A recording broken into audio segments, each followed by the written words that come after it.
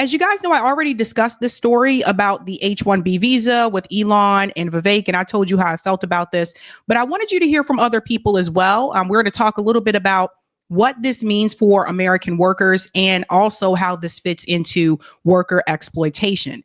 So without further ado, let's go ahead and bring the panel in. Hello. Hello. Hello, fam. What is going on? And I think Professor Zinkus may join us. Let me put myself in the middle here. Professor Zinkus may join us if you can, but we'll go ahead and get started. So I want to start with the epic tweet, the tweet that kind of set things into motion. So we'll go ahead and bring that up on the screen. If you have not seen this yet, you are seeing it now. This statement came from Vivek Ramaswamy. He said the reason top tech companies often hire foreign-born and first-generation engineers over Native Americans isn't because of an innate American IQ deficit, a lazy and wrong explanation. A key part of it comes down to the C word, culture. Tough questions demand tough answers if we're really serious about fixing the problem. He goes on to say, our American culture has venerated mediocrity over excellence far way too long. That doesn't start in college, it starts young. A culture that celebrates the prom queen over the math Olympiad champ or the jock over the valedictorian will not produce the best engineers. And I want to go ahead and I'll stop there. I know all of you on here have probably already seen this whole thing anyway, but this part right here that really resonated with me, and I'm going to pass it to the panel.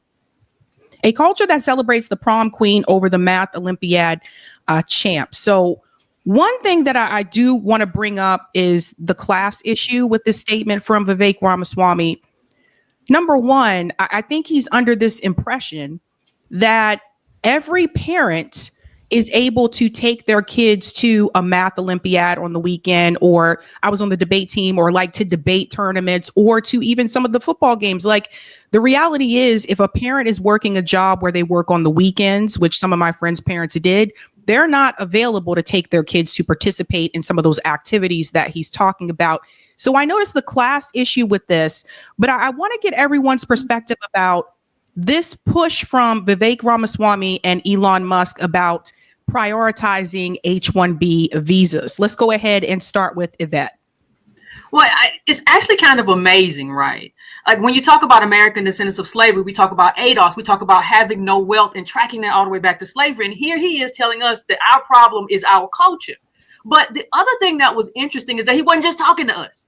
We've had a whole situation where white conservatives have told us that our problem is the culture. Your problem is the culture. And it was so interesting, even though he's wrong, when he turned that back around and said, it's just the culture, which means he doesn't really understand America, because you just talked about class. What we understand is that he doesn't understand class in America. So when you're trying to preach to us about America and you don't understand American inequality and what drives that inequality, it makes me understand that, like, you shouldn't be talking to us about that. You may not know America enough about that. You may not know enough about American class or American culture to have this conversation. And nobody elected you to talk to us about that. Nobody elected Vivek. Well said, Yvette. Okay, let's go ahead and bring in Ron. Yeah, so, I mean, I think his tweet is just basically just a bunch of fluff and some ridiculous false dichotomy, which I think has been a lot of the conversation around this as a whole. I mean, you had, on one side you had MAGA, and they had the anti-immigration stance and the nationalistic stance. So then you had the contemporary American liberals who often can't see the forest beyond the tree from their ivory tower, going, well, I have an unlikely bedfellow here in Elon Musk, ha ha ha. Well, what is Elon Musk and all of them doing? Well, apparently they're using these visas to exploit workers and pay them less, according to some of the reports that have come out recently. So we just kind of have this wave of false dichotomy, and now they have the question of, well, should we have more of these visas? Should we have less of these visas? That's the wrong question. That's the total wrong question. The question should be, how are these CEOs able to exploit these visas? What are these loopholes that they're using? Donald Trump himself said in 2016 that he was using these loopholes, and he was exploiting these visas. He said so himself. He was bragging about it. So, well, how are they doing that? The question should be, how do we close these loopholes? How do we fix this problem? But instead, they'd rather distract people like, well, should we have more of them or less of them? Or are you on this side or that side? It's absolute nonsense. I mean, and by the way, the stuff that they're allegedly doing is stuff that you shouldn't even be able to do with that visa. That thumbs its nose in the point of what a visa is supposed to be anyway. A visa is supposed to exist so that if someone wants to come live and work in a place or whatever, they get a shot to do so, but not at the detriment to citizens in a place. So that's the whole reason for it. And I've actually had some experience with this as someone who performs internationally. So the question we should be focusing on is, how are CEOs able to exploit this thing? And that's the question they're not going to want to ask. That's a good point there. Let's bring in Zeneb. It reminded me of this whole rant that he went on, reminded me of J.D. Vance's book, Hillbilly Elegy, you know, where he claimed that his grandparents were from one county over from where I live, and that our entire reason for poverty in this region has nothing to do with the coal barons, has nothing to do with oppression for the last 100 years. It has everything to do with our culture here and how we live our lives and how we don't, we're stupid, basically, just stupid redneck hillbillies. That same old, you know, cliche, toothless stereotype. That's what it reminded me of. I do agree with him that sometimes there is not enough opportunity in academics and school systems that place way too much emphasis on sports. We even see that in K through 12 as well as in college. But it goes down to other aspects such as investing in schools, which is something Vivek doesn't support. Tuition-free college, which Vivek doesn't support. If we want our kids to be able to go to medical school, for instance, not every person has an opportunity to send their kids to medical school. This idea of meritocracy and everyone is born on the same playing field and we all have the same opportunities is nonsense. It's going to be people, just like Yvette was talking about, Yvette was saying, for Friedman coming up, you got to look back at the historical impacts of everything through generations. Generational poverty has real impacts. Generational wealth seeds real opportunity. There is a real deficit here. There is a massive wealth inequality here. People do not have the same opportunity. And somebody like Vivek does not support tuition-free college to be able to even compete. I know H-1B visas, for instance, are being used a lot in the medical field to bring in medical professionals because there is a shortage of medical professionals in the United States. One of the reasons why, it's too hard to go to school. No one wants to be saddled with the $350,000 debt to go become a doctor. That's why part of why we have a shortage. So I think this idea of meritocracy is ridiculous. I think that it comes from he talks about in the beginning a shallow analysis. I feel like his is an extremely shallow analysis of this situation and comes from a stance of someone who is, you know, from wealth. Yeah, he does. Denise, you mentioned something on Twitter. You said, I told you that what they do to Friedman will eventually fall back on you. I want to get your take on this as well.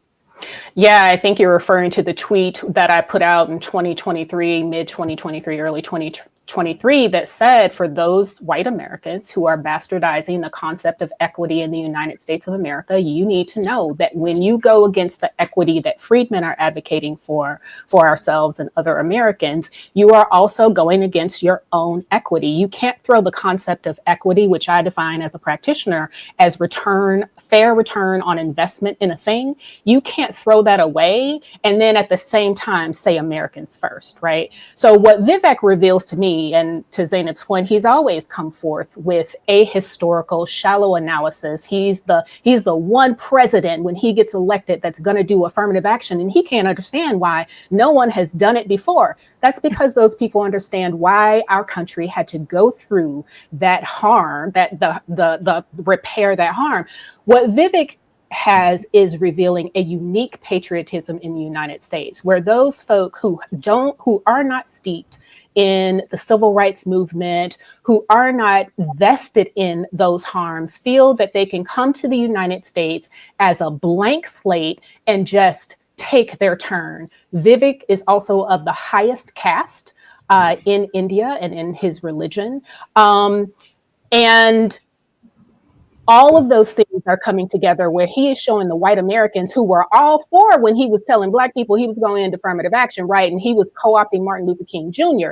They were all for it then, but everything that we have been telling them as Black Americans about the harm of hurting us, what did Malcolm X say? Chickens coming home to roost. And you know what? Unfortunately, our brethren have to go through the hurt in order to learn the hard way. They don't believe fat meat's greasy, but they're not learning now. This is such a very good point. I do want everyone to go ahead. I was going to wait for Professor Zinkas, but I'm not sure if he's going to be able to make it. But I want everyone to just take a chance to introduce yourself. Let's just go back up to the top. Yvette.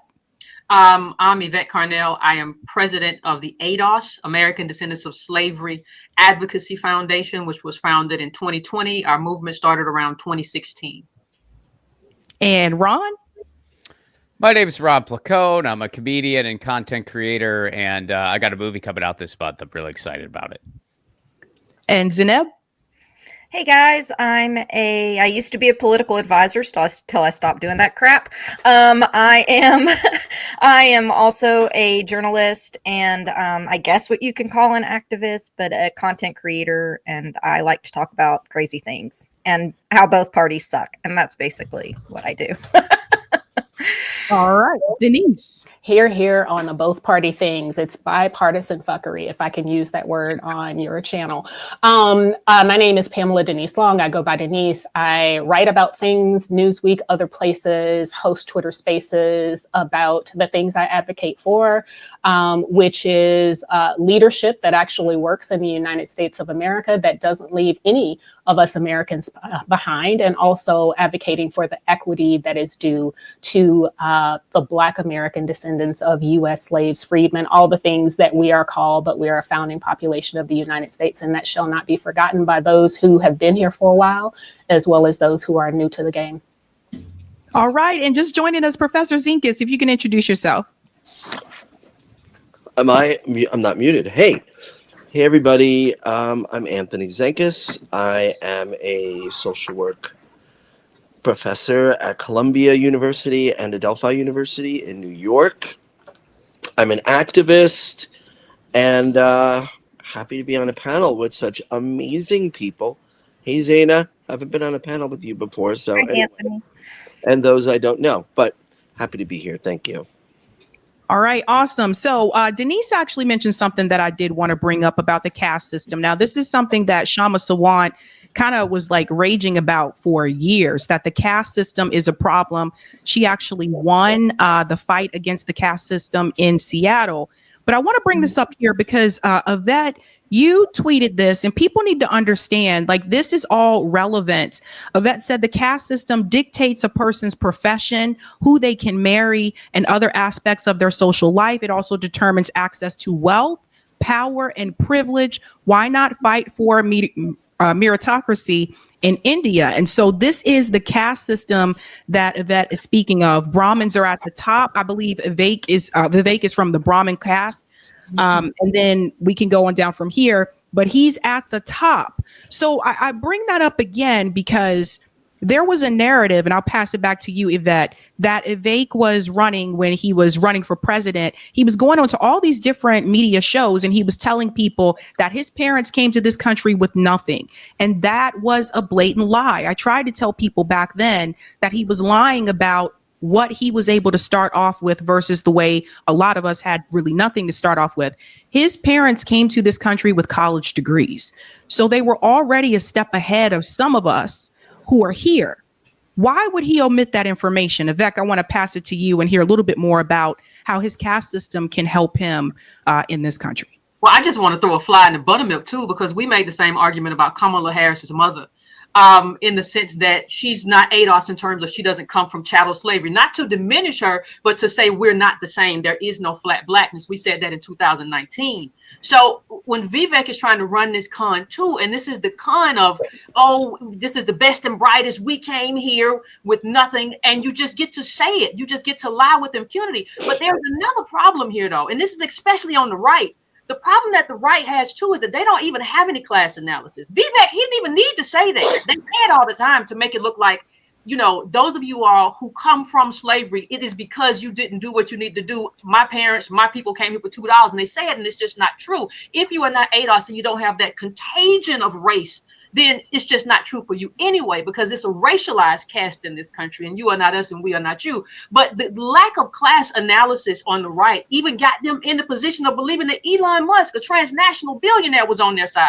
So part of the problem here is that they're not able to break down lineage, race, or caste to understand who a person is and what they're going to do once they get here. So now we have this man who is head of this fake agency, Doge or whatever, government, and he's running around telling us what to do, all because the white right decided to elevate somebody that never should have been elevated based on a stack of lies. That is a problem, and that's a problem on their side. And so the question now becomes whether or not Make America Great Again can take back their movement. They said they were going to stop the steal on January 6th, which was crazy, but now is the time to stop the steal, because you have a bunch of unelected people in your movement who are stealing what you said you were going to do on immigration. That's a huge problem for them right now. That's a really good point, Vivek. Vivek. I said Vivek. That's a really good point, because I have seen quite a number of MAGA supporters that have been raging towards Vivek and Elon Musk. And also, I mean, to keep it real, Donald Trump is agreeing to this too. He's saying like, yeah, we need to get more H-1B visas. Ron, I want to go to you next about this whole issue about the exploitation, because Vivek and Elon are telling people right now that, well, they're the smarter engineers, they're the brighter people, and that's why we have to recruit them instead of hiring Americans that are already here for these jobs. I think you and I both know that's not true. Yeah, I mean, I think that there is a lot of circumstantial things out there that they are exploiting, you know, what these visas are actually meant for. They're finding these loopholes.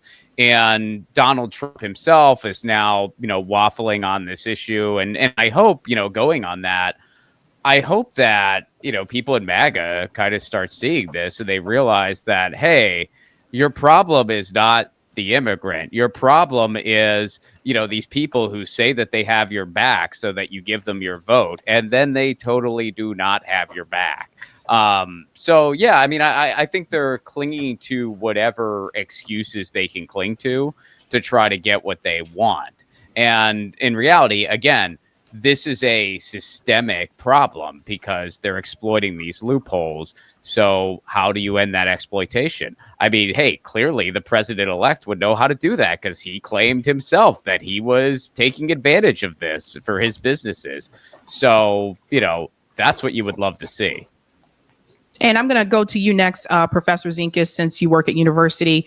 One of the things that I noticed, this is a couple years ago, when I was still working in higher ed, I did notice that at one point there was that restriction on the A-1B. The rule was that these companies had to interview domestic students, college students first, and give them a chance before they would give a job or position to a student that would require some type of sponsorship, which would be that H-1B visa. I do remember that. And what I noticed is that a lot more of our graduates at that point in time that were domestic students were getting those positions.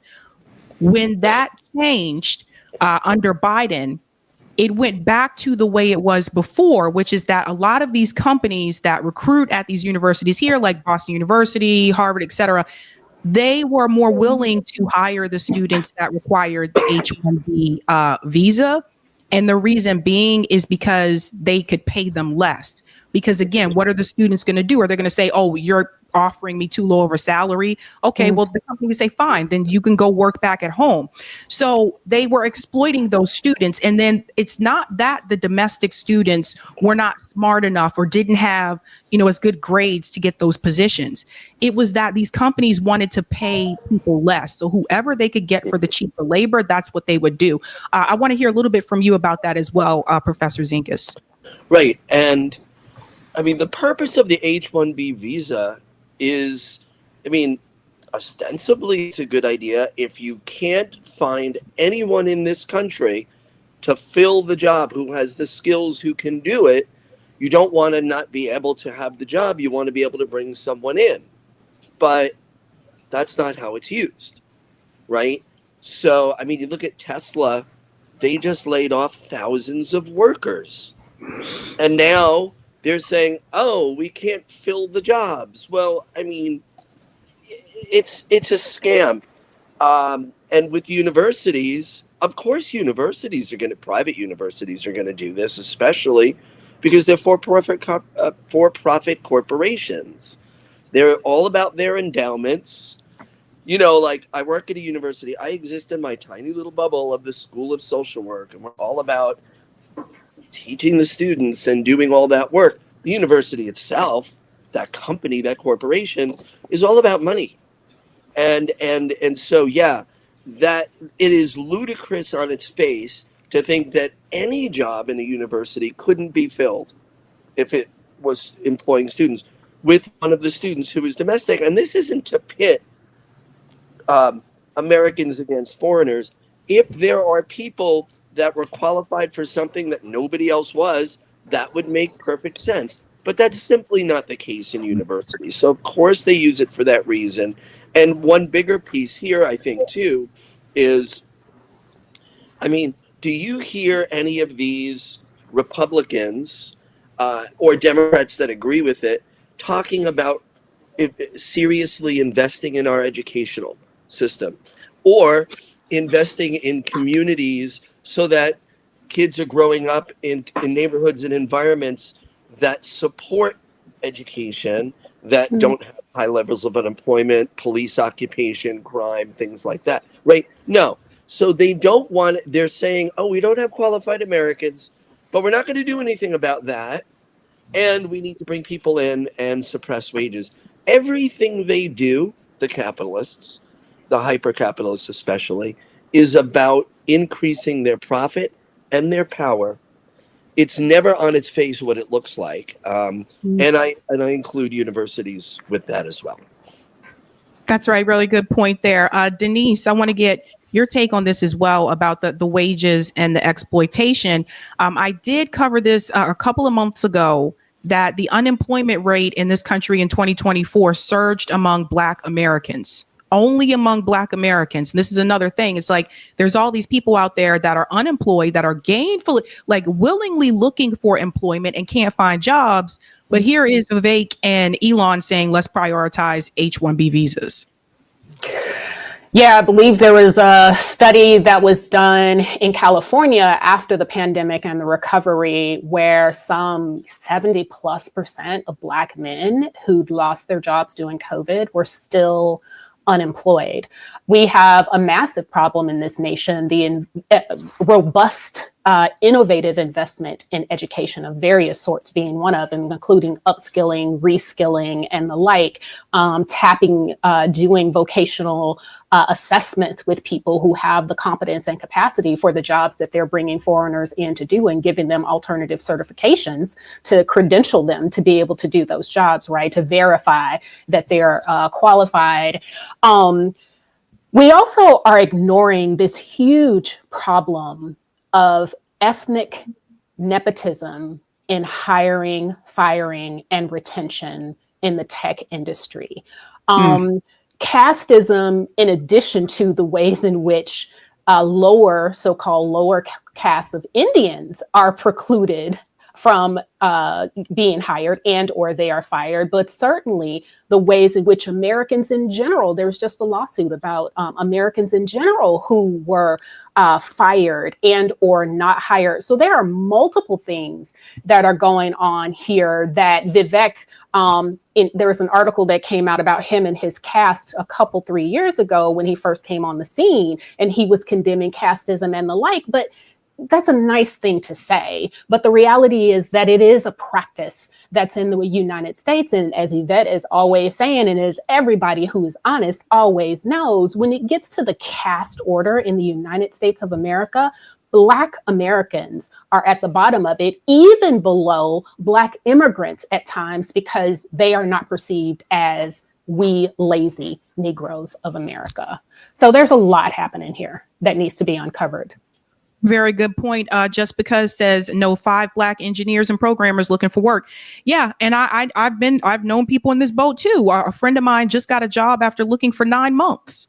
with experience. So when people say that the people aren't there or the skills aren't there, that's not true. The skills are there. They just don't want to hire them. They don't want to pay people what they're worth. And Zainab, I want to bring you in for this too, because I know you were on like a job search at one point. I know you went through a lot. So I want to hear from you about this. Still been looking. I applied for 1,175 jobs over the last 2 years. Callbacks were very limited. A lot of employers, when I finally did get to the point where I could be interviewed for the jobs, it could be a 3-4 month process. You know, you go through 6, 7, 8 interviews. I'm sure you guys have experienced that. When I was going for regular jobs, you know, a job at Kroger, let's say, even though I have college degrees, well, because I have college degrees, that means that I might leave the job. So they don't want to hire me for that. Right. When I go for the more upskilled positions that have to do with the college degrees, then, you know, one of the things I found is I am dealing with the American caste system. And the American caste system is if you're from an Ivy League school, you get put front in line. If you don't have a Middle Eastern name or a Black name or something that is perceived to be that, or a person of color, you get, especially, and I know that it impacts the Black community more than it does folks like myself, but it's real for different sectors of our culture. If my being from Kentucky impacts that, you know, people are like, oh, you're from Southeastern Kentucky or Appalachian, and they hear my accent come out, there's an immediate assumption that I'm uneducated. And that really does go into play with how people react with me. And you see that over time. And also, like I was saying before, you can go to school, you can do the things that they tell you to do. I went to school for journalism, public relations, but I also have coding experience. I had a minor in geology. I was one class away from having a major in geology. So it's not, and I was in the restaurant industry for 18 years. So there's people like this that have all kinds of different backgrounds, experience, abilities. But there's a big aspect to this, and I think that Ron may have mentioned this before, and Yvette mentioned it as well as Denise, and that is H-1B visas are used in part to create this system where when people are brought in, they stay at one company, they can't leave that company, or they're deported, and they're paid less. So, you know, it's a matter of, that's one of those barriers. I have nothing against immigration, but when you hear somebody like a Donald Trump or somebody like a Vivek Ramaswamy or one of these people say, we're bringing in the good ones, they're talking about H-1B visas. They're talking about immigration where if somebody has $250,000, $1 million, you know, they get sped through the process way earlier, and then they can come here and also start small businesses, which is something that the people in my area, we're taught, keep your head down, work for the company, don't piss off the boss, nose to the grindstone, don't start businesses. We're not taught about entrepreneurship here in Eastern Kentucky. We're just not. We're taught work for the man. You know, we're not even taught how to grow our own businesses. And that's what I see among poor communities across the board. And then we go and we try to get the job with the man that's supposed to have the benefits and all of that. And then they don't want to hire us. It's a catch-22. And then you have systems like the H-1B visa system, which, like I said, I have no issue with immigrants. My father was an immigrant. I don't have an issue with that. What I have an issue with is exploitative systems that aren't in place to help people, but then also impact and negatively impact U.S. citizens who are also already being exploited and already struggling and already, you know, they can't buy homes, they can't get stable jobs, they don't have health care, they can't get education. That's the problem. This is another good thing to bring up too, for people who do have the H-1B visas. That's a good point. And that people have to realize that, like, if they are upset with their boss or if they are in a work environment that can be verbally abusive, which is not uncommon in the tech industry, by the way, and some others, it's not like they can just quit and go get another job. To Zainab's point, like, that visa has certain restrictions and they do have to stay at that same company for a certain amount of time or they have to go back home. Now, compare that to those of us who are American citizens. We don't have to, if we don't like it, we can go look for another job. So we don't have that type of restriction that they have. So to that point, they're trying to prioritize workers that they know are less likely to complain, are less likely to make any type of issue if there are issues, and they're less likely to leave within like the first 5 years. So, and they're paying them cheaply. Vivek Ramaswamy and Elon Musk are both entrepreneurs. This is to enrich them. They want to hire people that they can continue to pay cheaply. Don't forget that Elon Musk didn't even want to let Tesla employees unionize. Let's not forget that. And that brings me to this point here from Li Feng, because even he brought it up. He said, yes, American corporations exploit H-1B visas to lower wages. And he goes on to say here, just want to read this part. He said, outsource. And he mentions a couple of companies. These are just a few. Cognizant, a tech firm in New Jersey, routinely obtains 5,000 H-1B visas a year. He mentions Google, Amazon, Microsoft, all rely on a funnel of such workers. So even Li Feng is pointing this out. And he said the first major rift in the Trump coalition boiled over with the anger of H-1B visas. The program is widely exploited to lower American wages via foreign workers. And I want to pass it back to Yvette here. Yvette, now when we're talking about this and I'm thinking about the job market, this also means, of course, because we always continue to go through when we look at equality versus equity, a lot of times we're at the bottom. Black people are at the bottom.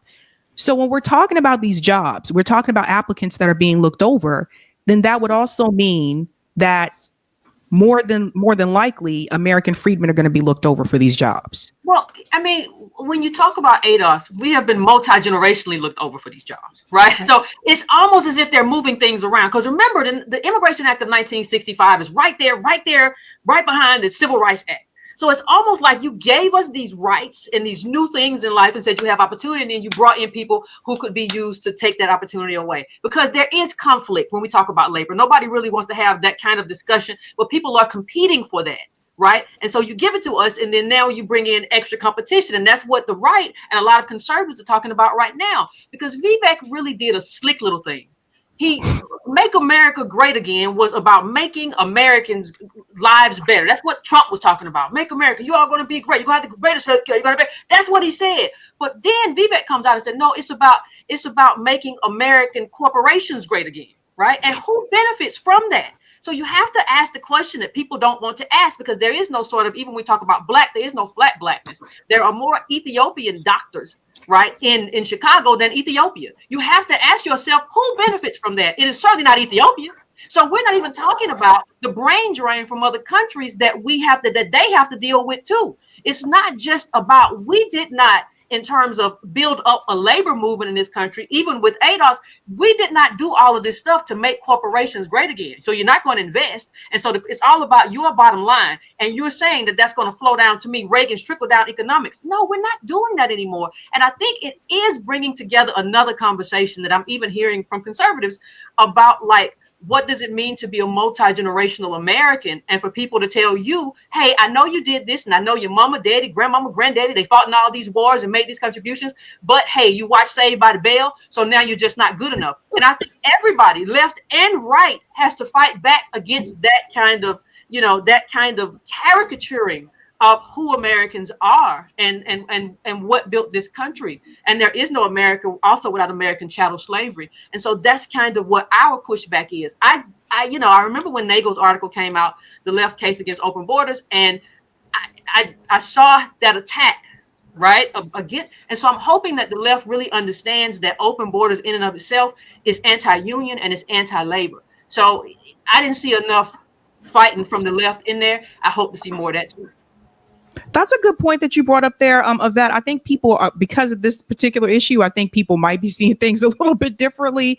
Now it's a shame that it had to be Vivek and Elon to really wake people up about this. And I want to go to you next, Ron. This whole idea of, we've been talking about the gig economy as well for quite some time. This has been a surge as well. It's like these employers don't want to hire permanent employees. They want people to have like these contract positions or temp to hire, temp to perm, which sometimes doesn't even turn out to be a permanent position. They lie to people about that. Or it's just a gig job. And I know like you're in arts and entertainment and stuff like that, so you might be familiar with that as well. I see that as an issue to go along with this as well. The point that I'm trying to wake people up to tonight is that we are moving closer and closer to an all-out gig economy, to where like these companies are just going to say, we're not going to offer you any benefits of any kind. You are lucky that we're offering you something, so just take what we give you. And I want to bring you in with that, Ron. Yeah, I mean, I definitely have a lot of experience with what you're talking about. Interestingly enough, even more so than in show business, in academia, a place where you and I both used to dwell, Sabby, and you currently do, Dr. Zinkus. There was a point in time where I remember they were using temp agencies for adjunct teaching positions. At one point, when I was adjuncting some on the side, I was offered full-time adjuncting work. It wasn't a straight up, professorship or anything like that. It was like an adjunct full course load. And I turned it down because I actually made more money just going on the road doing stand-up comedy than I would have made as a full-time adjunct. That's how little they paid for these courses. And there's always these interesting loopholes where you can just exploit people more and more. And then there's always these things that come up where they trick Americans into voting against their better interest. Here in California, we had an issue with Prop 22. It was a thing that would have protected Uber drivers and other workers like that more. But there was a huge propaganda campaign that were basically tricking people into voting against their own interests. And it worked here, didn't work in the UK, but it worked in California. So it just keeps getting worse and worse. And to bring it back to this issue, another really interesting kind of tidbit here is, look, I mean, I live in Los Angeles. When it comes to people wanting to get a visa just so they can try to work here or try to get a gig here, if it's in, entertainment, TV, film, comedy, whatever, it is wild the hoops they make people go through. And it is crazy expensive. When I meet people, especially like when I meet comics from the UK, because they have like a stronger creative class over there compared to here. When I meet people that, because it costs like 10 grand or something like that to get a visa, and it's only good for 3 years, and they're talking to me about it, and I'm just going, do you hate your weather that freaking much that you decided to just give up more opportunities to come here? And guess what? You don't have healthcare either. So my point is that, we make it very, very hard for just any given person to try to come here. Like we're not a welcoming country in any way. But if it's a CEO wanting to exploit a worker, then all of a sudden there's all these loopholes. Then all of a sudden it's very, very easy. Then all of a sudden right to work laws get passed, et cetera, et cetera, et cetera. So, it really is just another symptom of the plutocracy. Really good point there, Ron. Professor Zinkus, I want to pass it to you again about what's happening with the colleges. Another thing that I noticed too is that some of these universities, you're probably familiar with this with Columbia as well. Some of these universities have relied so heavily on international students for admission. And when the pandemic happened and, Donald Trump had different policies under his presidency at that point in time, some of these programs, in particular at schools like BU, MIT, they started to panic because some of these programs have relied on just recruiting international students, just going off of the high test scores and not really seeking out for domestic applicants, even though domestic students were applying to those programs. They were always pushed further down. And I say this as someone who worked in admissions. And so they relied on that. And then when those things happen, then all of a sudden it was like, oh my God, what are we going to do? Because the majority of the students in this program are international students. And I would have thought that would have taught universities to invest in domestic students here at home. But no, here we go again, like with the H-1B visas. And so it's like, it bothers me because I know the talent is here and I've seen the talent here.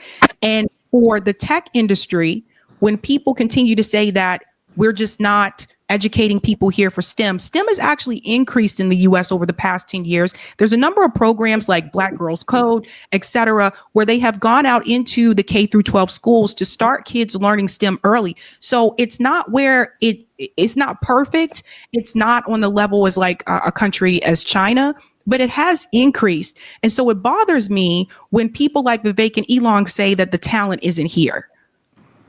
Yeah, well, as far as international students go, I just want to start that conversation off by saying one of the things I love, say, about Columbia, for instance, is it has a global focus to its social work department. We're very much founded on looking at issues through the lens of privilege, racism, and oppression, and having a global focus, and that's good. That said, a corporate private university, and this is happening more and more across the board, that they are reaching out to get students who internationally who can pay full tuition and fill seats. I'm not saying those students aren't qualified. That's not the point. Many people are. There's an acceptance rate, which is always, what some of these, especially with Ivy League schools, 6, 7, 8% of those applicants end up getting in, right? Something like that.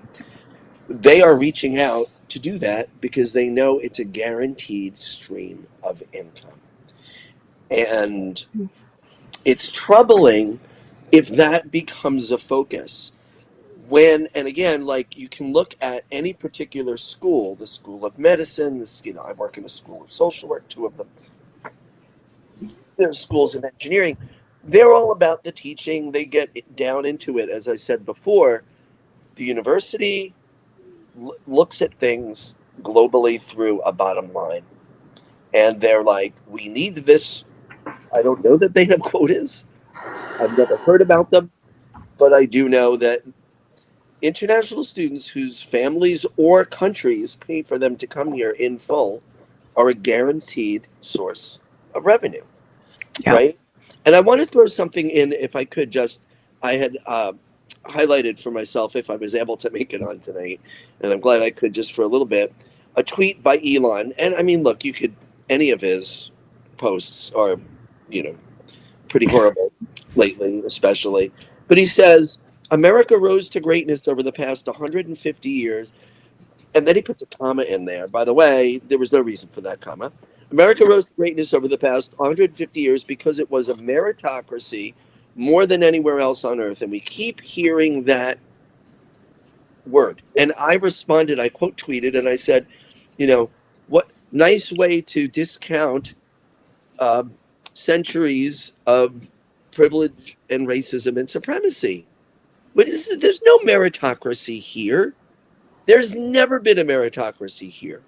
And they use that word, and they like to do it because people would like to live in the world where that was a thing, where the best person was hired or put into school, where we didn't need to have it would be great to live in a world where you didn't need things like affirmative action, right? If there was mutuality and respect and justice and everybody was treated with equity, we wouldn't need any of those things. But that's not the world we live in. We don't live in a meritocracy.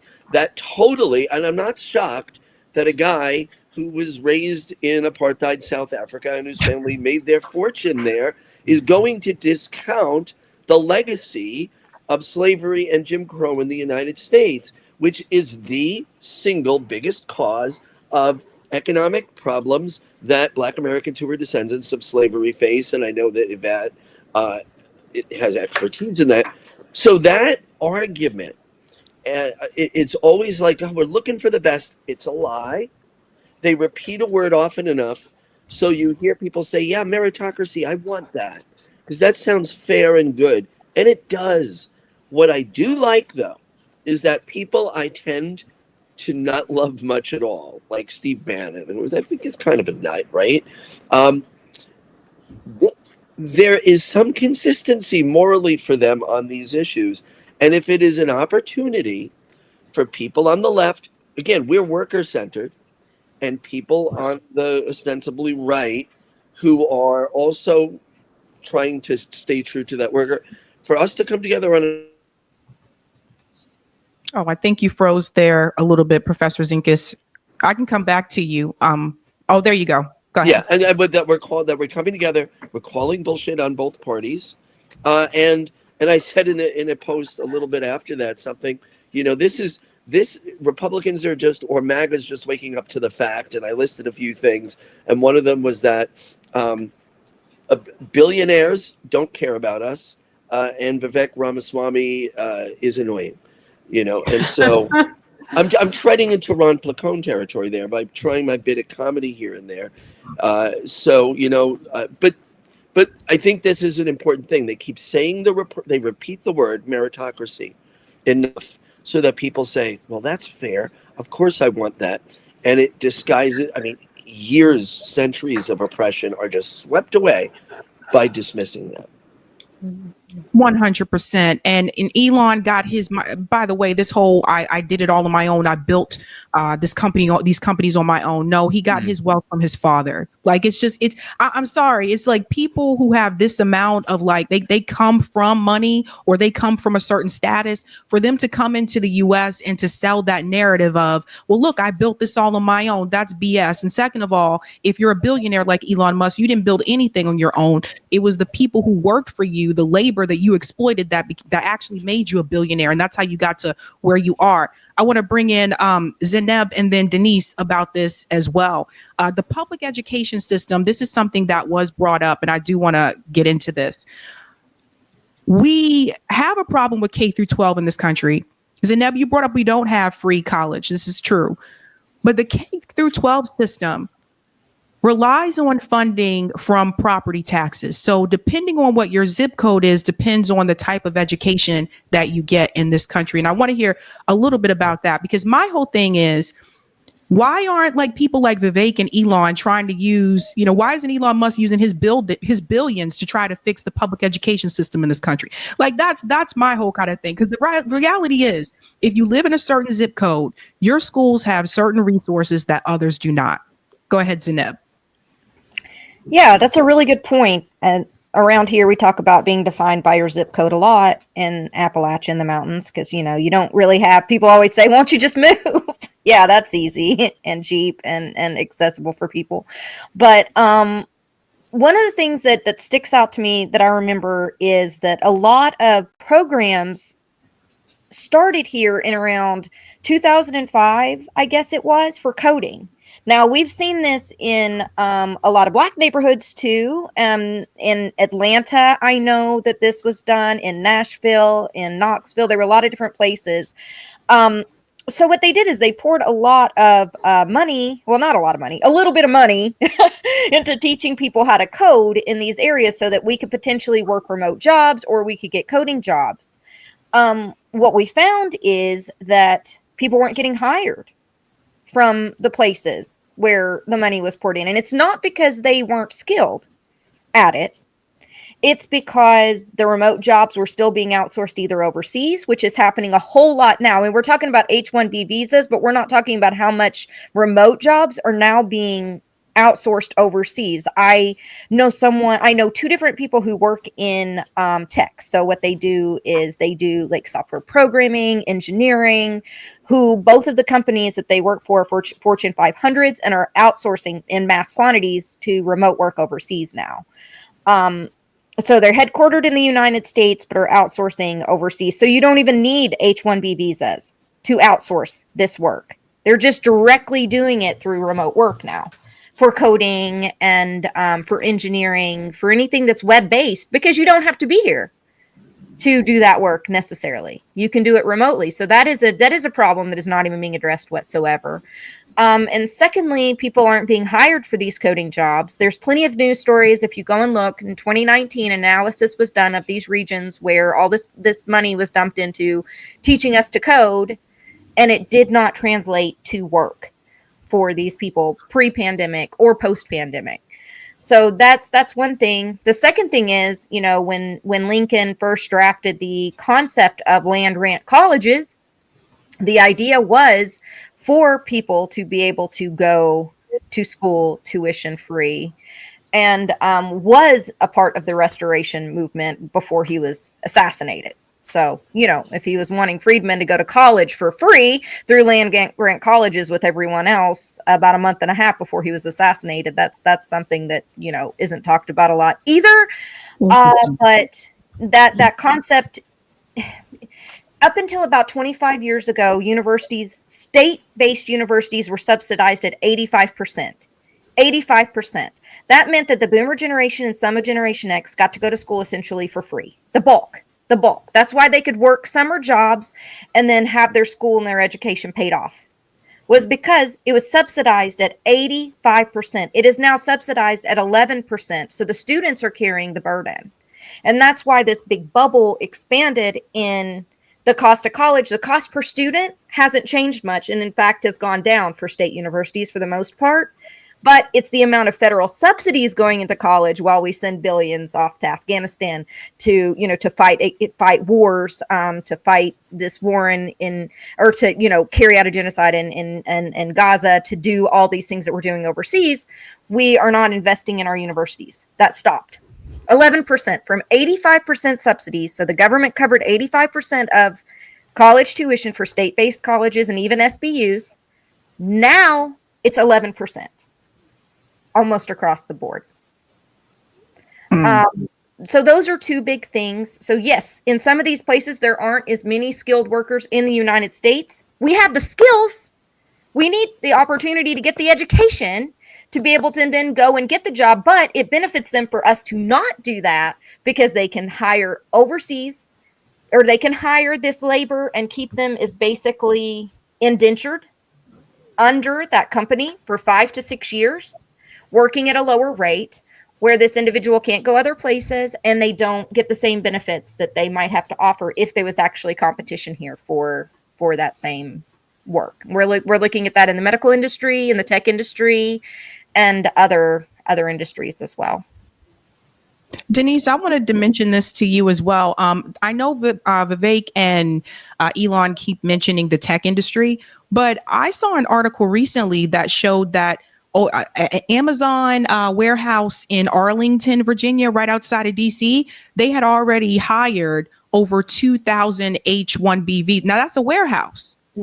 That's not a tech job. That's not like so anybody can do the Amazon warehouse job. They train you how to do it. So the point I wanted to get across to people is like, it's not just the tech industry. It's not just the healthcare industry. People have to understand like that all these different companies, regardless of what the industry is, they have been utilizing this process. Donald Trump said he utilized it himself. Go ahead, Denise. Yeah. So the gift of, besides, having white people think about the realities of being multi-generational Americans who are vested in the equity of the nation, the gift of this conversation is I hope that people start to look into visas in general. There are lots of visas. You could get an H visa for a fashion model. Okay. Like, are we short on beautiful Americans now? Is that what we're saying? So I hope people dig into visas in general. I've written about immigration for the last 3 years for Newsweek. And in one of the many articles that I've written, I talk about the reality that all a company has to do is to put a job ad somewhere and say, we didn't get enough qualified Americans to apply for this, and therefore we're going to go and use a visa immigrant sort of route for it. There are a couple other things that I wanted to mention here, and I'm going to take us back a little bit about merit. So what Elon, Vivek, and many others are doing, besides the ahistorical point of this, is they are saying that America is and has been meritocratic.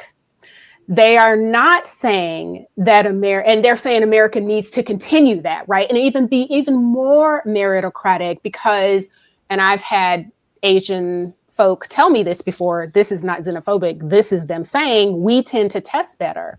And your merit for these positions to get into colleges is based upon your ability to test well and demonstrate your competence with the content. Right?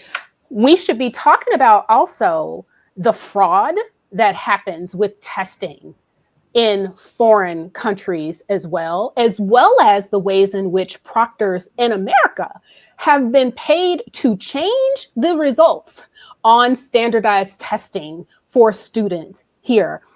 There's a lot of stuff, again, that needs to be uncovered with this, but absolutely, you're 100% right about the uncomfortable and inconvenient truths about how visas are used in the United States. And it's not need often.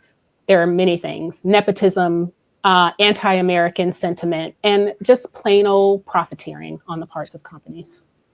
Well said. This is my final round here for the panel. We're going to go back to Yvette. Yvette, one of the things, I mean, I know you talk about this often, but one of the things that I know that you had mentioned, and I've seen other people mention this as well, we've mentioned it on this show, again, going back to when you go against something that can benefit descendants of slavery, American descendants of slavery, it comes back around to you. And to your point, a lot of people are seeing this now. Like, we are seeing white people that supported like Trump be very vocal about the fact of this isn't fair. You're saying you're going to prioritize H-1B visas. What about the rest of us? Like, we need jobs. I told you guys before, the unemployment rate surged among Black Americans. We just saw an article recently that said that the homeless rate increased 18% in 2024. So that's us. Like, that's us out on the streets. Black Americans are 40% roughly about of the homeless population. So these types of things. Do you think that what is happening now is going to wake more people up, like more white Americans up to, whoa, they're doing this to us now? Well, I hope white Americans on the rights. I don't want to just say white Americans because we have a lot of them on the left too. But I hope white Americans on the right, and conservatives especially, realize that they took their eyes off the ball. Right? They got so invested in Elon Musk and his culture wars and him being anti-woke, and he was tweeting racist stuff and all kinds of stuff, and people got real happy because he was doing that, and they didn't realize that you can't trust a billionaire and a millionaire with your grassroots movement. You just can't do it. And they didn't have any analysis in that. And their blind spot was racism. If they had not gotten so caught up in that racism, they wouldn't have had that blind spot. So what I hope is that that blind spot begins to fade away somewhat. Because listen, I give the conservatives credit for one thing. They did go and find somebody to buck the system, like the Republican Party. The Republican Party in general, like in terms of the big wigs, they didn't really want Trump. They had a whole nother election and they said, we're going to have him again. We're going to do it one more time.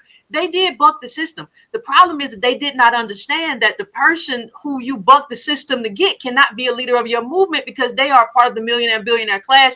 And even the millionaire and billionaire of today do not support you as white Americans because they're not Carnegie building a school. They're not Rockefeller building a school. They don't care about you because they're plutocrats and they're post-nationalists. They don't even agree. They don't even believe in sovereignty or nation states anymore. And so you have to move conservative America past this idea that anybody who critiques rich people has some kind of axe to grind or has some kind of jealousy embedded in them somewhere. That's what they believe. And so I hope this kind of takes it and gets them to a moment where they can just breathe and say, because of the culture wars, we really got snookered. Because we wanted to go and make these anti-woke jokes and stuff like that, we really got taken advantage of. I hope that they can see that, but they can't see it as long as they're going around still believing this is a meritocracy when it really comes out of a slaveocracy. We're going to have a problem. But I hope this does move them in a certain direction because conservatives, and we on both sides, we've just lost movements. The Tea Party started off as a movement. I think it was initially libertarians. It got co-opted by the establishment Republicans. We had Occupy Wall Street. Right now we have the ADOS movement. But I'm saying that there have been movements lost, and MAGA is a movement of its own. And I just hope conservatives begin to realize that your leaders can't be millionaires and billionaires. They're never going to do what's right for you or American workers. That part right there. And Ron, I want to bring it to you. Obviously, I know you remember the Medicare for All marches that we had in this country, over 50 cities in the country, et cetera. This is another one that I bring up where I think I first heard about this from Thomas Howell. I forget. Tom Hartman. Yeah, old school dude. Tom Hartman was talking about this one time on his show years ago. That the reason why we don't have universal health care in this country is because they didn't want Black people to have health care. So this is another thing, again, that in the end, it affected lower class white people, too. That's another thing. And I do feel like as long as people are divided among like Republican and Democrat, as long as people are fighting red and blue team fighting against each other, I think you totally overlook the class perspective. What's your take? Oh, I agree with you 110%. And they do it in more subtle ways, too. Also, a side note, I wanted to really quickly add, you can't trust a billionaire with your grassroots movement should be on a T-shirt. It might be too many words, but I do think that is a very worthy slogan. I mean, I'll give you a more recent and more subtle example. I mean, I was having a conversation with somebody who was, more kind of centrist than myself, and the topic was free college. And they said, "Why I don't want free college in the United States because I don't want Donald Trump's kids to go to school for free." And I'm like, you've got to be kidding. You really think, first of all, you really think the people that rich are going to be going to public universities? That's probably not going to happen. But second of all, what a bizarre take to have, and what a bizarre pretzel logic, just twisting of a situation here. And I think that sort of hyper tribalism is very present in the United States. And I think it can be traced back to larger themes. One of the big themes that I think we're really kind of hitting on here is that we don't view education as a public good. We just don't see it that way. We see it as a luxury. We're the only country in the world that has the amount of wealth that we do as a country that doesn't view arts and culture as part of life. We view it as a luxury. Nobody takes a step back to realize how freaking bizarre that actually is. Other countries that have similar wealth to us, they outspend us in art spending about 10-1. And even that 10-1 figure is misleading, because guess where that one that we spend goes to? You guessed it, the military. So even that one that we do spend is actually misleading. So that bleeds into education. Again, we don't view education as a public good. So the subsidies has changed drastically, as Zainab pointed out. And that's why we don't invest in our schools in K through 12. That's why we have Americans turning against each other via things like school choice, via things like charter schools, via all these things like, well, let me just look out for my neighborhood and screw everything else, because we've just lost this kind of big sense of community because we've just been stretched so thin by the oligarchy that runs this place. Well said. And Professor Zinkus, I wanted to bring up this point as well. This whole issue, I know you've talked about this before on RBN, and I think you had a TED talk about this. You'll have to remind me, but I know you've talked before about how poverty, causes trauma. And one of the things that really stood out to me, as I mentioned earlier, was the class nuance that is missing from Vivek and Elon Musk. Vivek, I get it. You did really well and you went to Harvard. Congratulations. But Vivek has to understand, or maybe he does and he's just playing dumb. He has to understand that when you already start off with two parents that have a college degree, you are already a step ahead of those of us, like my parents did not have a college degree. So you're already ahead, even though, you said your parents came here with nothing. They came here with a degree. So you were already there. Right. I don't think that people like Vivek and Elon understand what it is like to actually be poor, what it is like to not have generational wealth, what it is like to struggle in this country. And then someone who has all that tells you to your face, you need to do better. They don't. And it's that phrase which I like, there's far too many folks in this country born on second base, walking around thinking they hit a double. Like, here's the deal. It's not your fault if you're born into privilege, but it is your responsibility to accept that you were and be honest about it and use that to help dismantle privilege, because privilege is toxic, right? And so, yeah, in my TED talk, I talk about how it's not just the act of being poor or the status of being poor, it's being poor in a richer society. And there is tons of research on how being on the bottom rungs of the ladder, and it could be because of racism or income or wealth inequality or the combination. In this country, we like to combine those, right? that what that does to us. I mean, the studies are done on other primates that when you look at like other primates that have not, they don't all, but very hierarchical structures, those on the bottom, and it's actually not just primates, they've done it with rats and other, those on the bottom rung get sicker easier and die younger. And Yep. so do humans. You know, it's interesting. In my awakening um, as a white person walking around in this world, not realizing for a whole long time that I didn't, you know, that I had all this privilege. Uh, you know, I'm like, okay, I want to be. I need to know more, and I read and I talk to people and I listen, right? But I've come to that part where I get the whole you can't have a conversation about racism unless you're willing to talk about privilege and white supremacy because that's where it stems from. Well, it's the same thing with poverty. We need to talk about poverty and the damage of inequality, but we also have to talk about the psychopathology, the pathology of privilege. These people are out of their fucking minds. Sorry, I don't want to hurt your algorithm.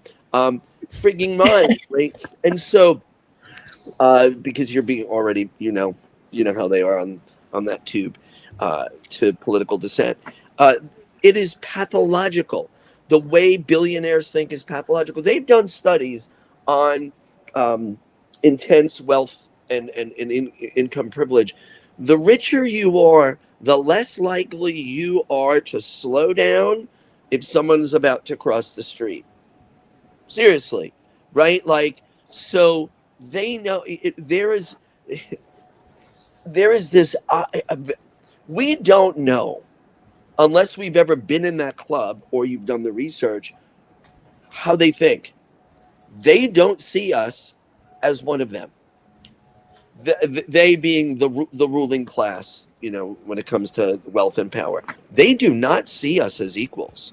So it's not just that they're greedy and they want to exploit us; they don't see us as equals. And when you look at like the genocide in Gaza, the extreme version of that is the dehumanization of the folks that are being genocided and slaughtered, right?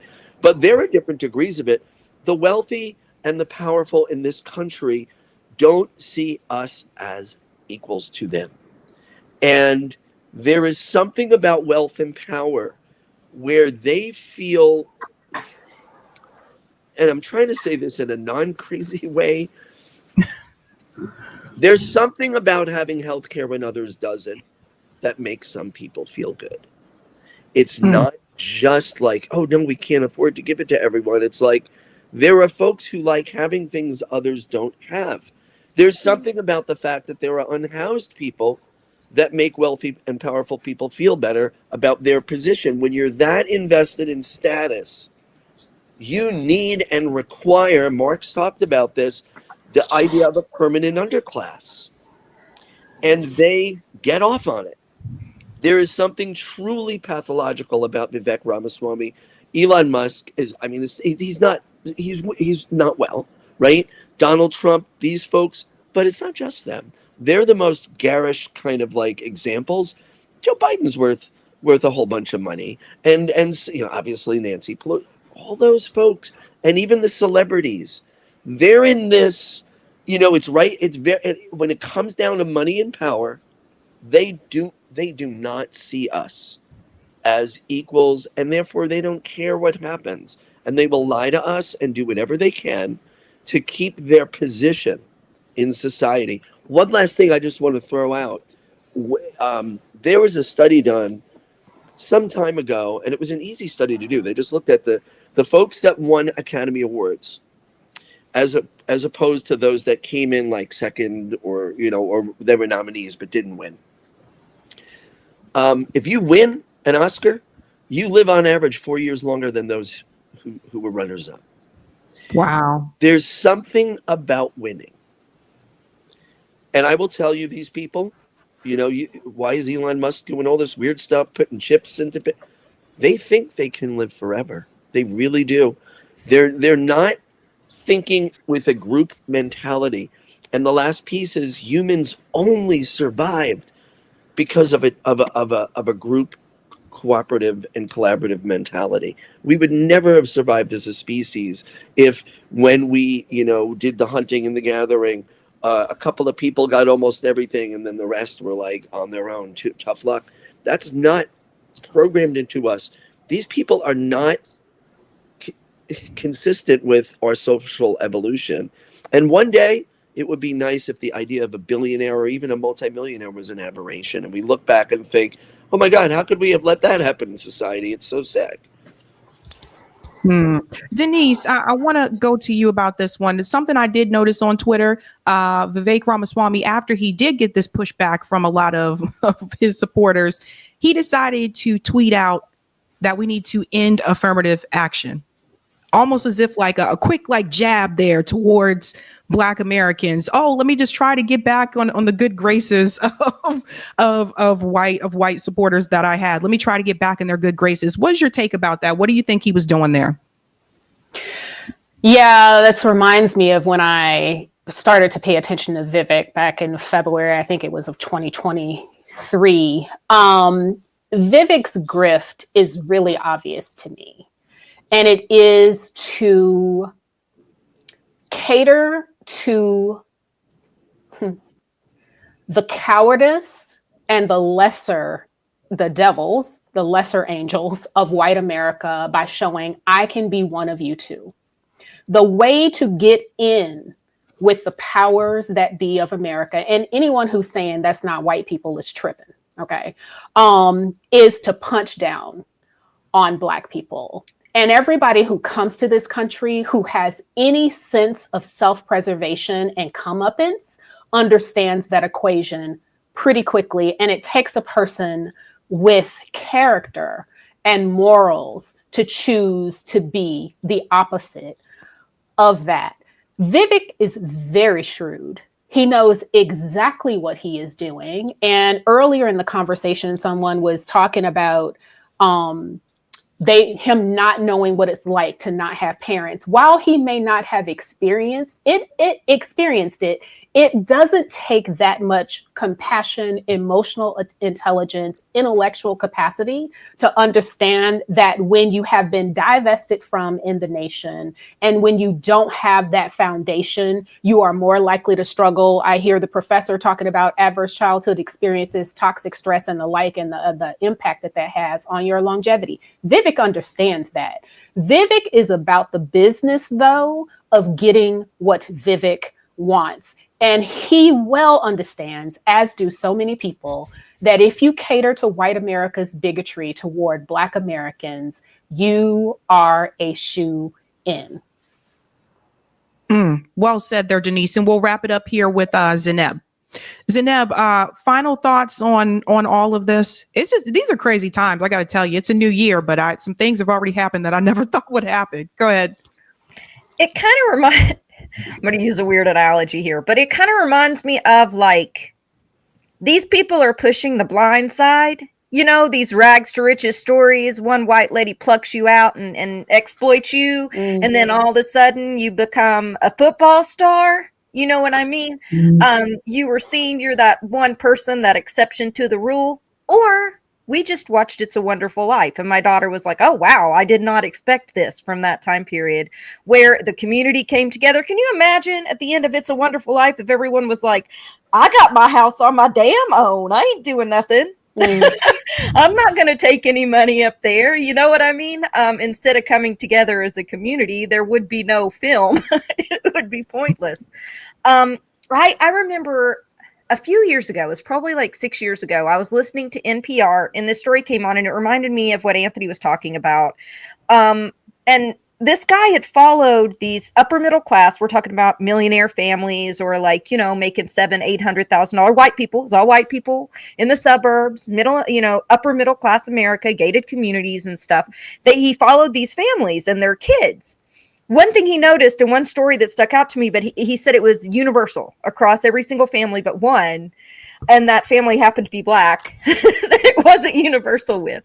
But he said across the board, when he talked to this family, one example that he gave is when the kids got married in this wealthy family, they had a yard sale out of the house to help raise money for not even really to help raise money. They just wanted to have a yard sale, get rid of some things, and that would be some extra cash that these kids could use, you know, that these young adults could use on the new home that their parents had just bought for them.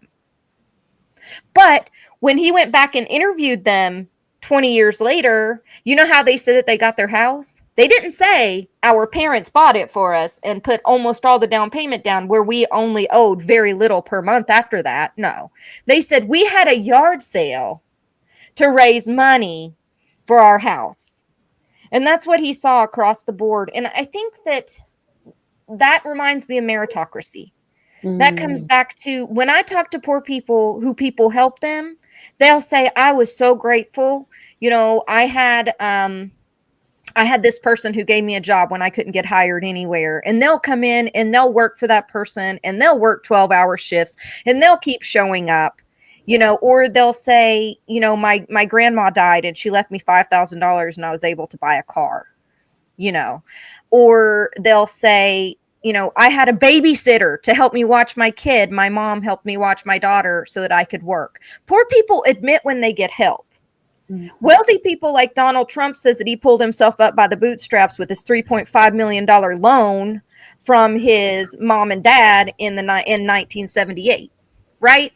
I think that's a difference. And I think that poor people need to realize that you can't hold on to becoming a billionaire. You're not going to become Elon Musk. Yep. So that fantasy needs to be thrown out the window, and then circling it back to H-1B visas and migrants. And we named a whole lot of things way beyond H-1B visas that are causing problems with us being able to get jobs here on this panel. We named that temp work is a huge problem, right? All these companies are wanting to hire us all temporarily and not in any kind of positions with no benefits. We named not being able to go to school because tuition's outrageous and you can't go to school to be a doctor if you're someone poor. That's a pipe dream.